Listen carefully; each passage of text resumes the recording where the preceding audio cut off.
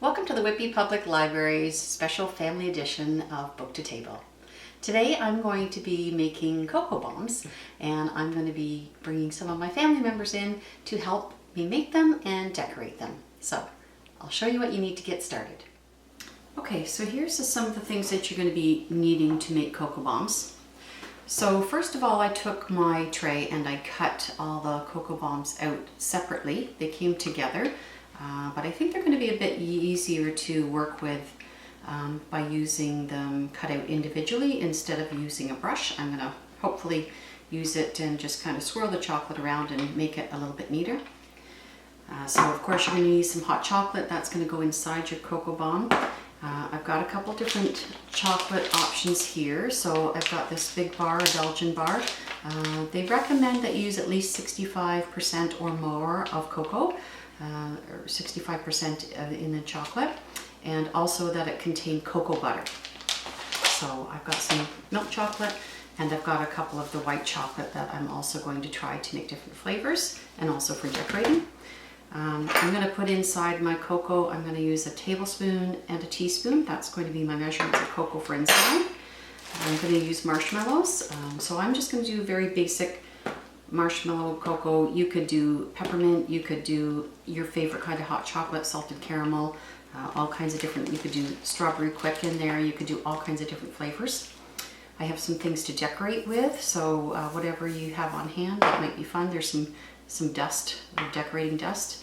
And don't forget that if you're using coloring for your chocolate, that it should be a candy color, not a water base, because the water and the chocolate don't do well together, so you want to make sure that you get a candy color.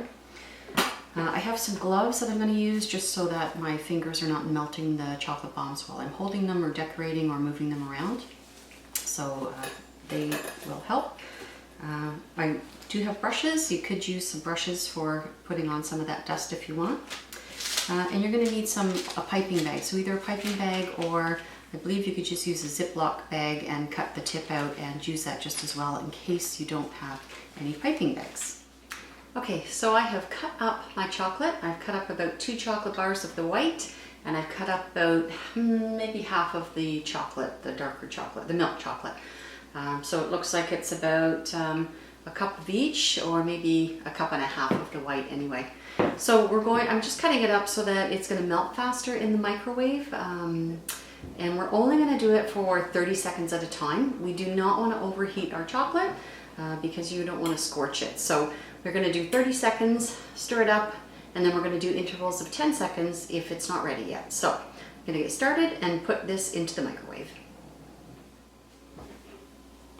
Okay, we're stirring it up. It's coming along a lot better. It's starting to get nice and melty, if you can see that. Still some chunks in there. So we're just going to continue to stir it. I'm just doing it right in the glass measuring cup because then it's going to be easier to pour it right into my molds.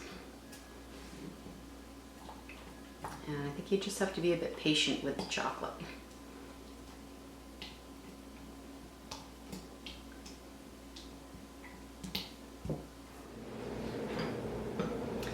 Okay, so I put it on for another 5 seconds, and it looks like all the lumps are gone in my chocolate.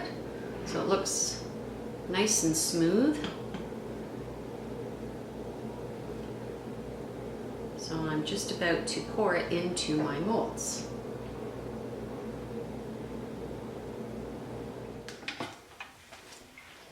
Okay, so we're going to pour the chocolate into the mold. We're just going to pour a little bit in here. Doesn't matter how much, because if there's too much, we're just going to pour it back into the glass jar. I'm going to try and work that around.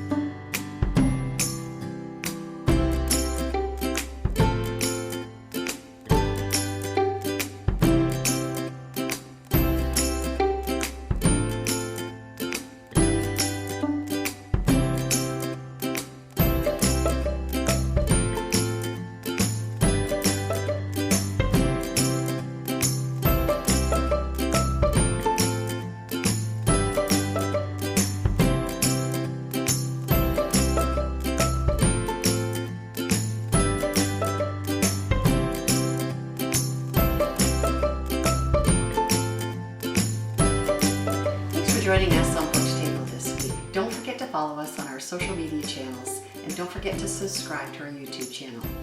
Check out our latest ebooks like Hot Cocoa Comfort by Michael Turbach. See you next time on Book to Table.